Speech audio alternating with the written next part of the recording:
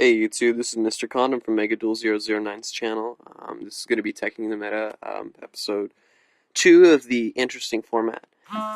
So I decided for this week, I should give you guys these 2 card picks once a day for 7 days. So I'm going to give you a week full of Teching the Meta, just because I feel bad that we guys kind of left you there for a while, for a couple months. So these are going to be kind of topical issues, I guess, but some of them are going to be a little more interesting, like what I've got right here in front of us. So let's just jump right into the video. Banisher the Radiance and Dimensional Fissure is going to be our topic today. Dimensional Fissure, continuous spell. Its effect is any monster sent to the graveyard is removed from play. Wow, that's some pretty good quality for my phone. And Banisher of the Radiance, level 3, the light attribute with Fairy.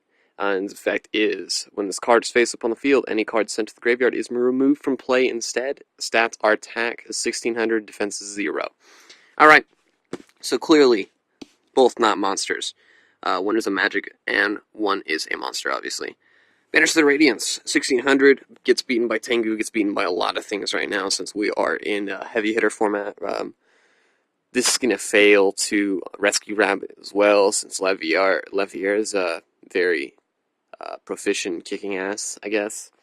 I'm not being hateful of this card quite yet, so let's just kind of skip this guy for now.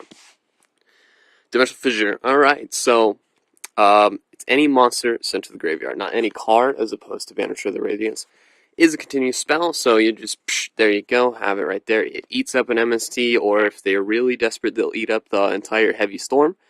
But a smart player will wait for you to set other cards, or will find a way to get around Dimensional Fissure, with Scrapjag and Bryanak or anything else like that. And since, like I mentioned before, Levier is able to dominate these cards, since getting removed from play isn't a problem anymore.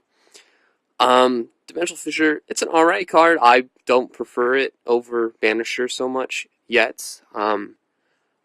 Mainly because when I first thought about this card as being a good tech pick, I was in a Herald format, and Herald can negate this, obviously, which sucks. As opposed to Banisher the Radiance, let's say Herald of Perfection decks are huge in where you live. You're going to want to pick Banisher the Radiance, because Herald's effect to discard is a cost.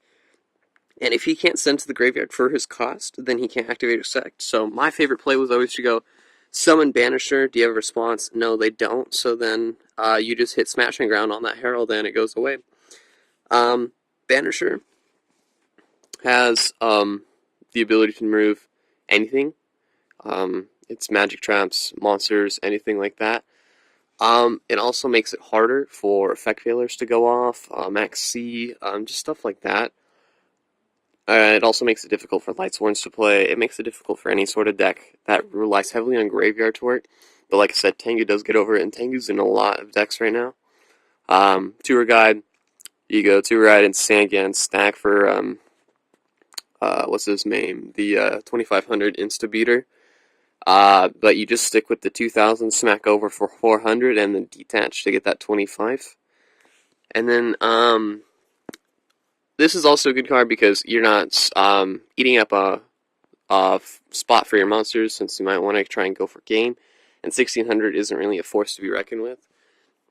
Because I just keep saying time and time again, Tengu beats it, a lot of other cards beat it, Thunder King beats it, all that fun stuff.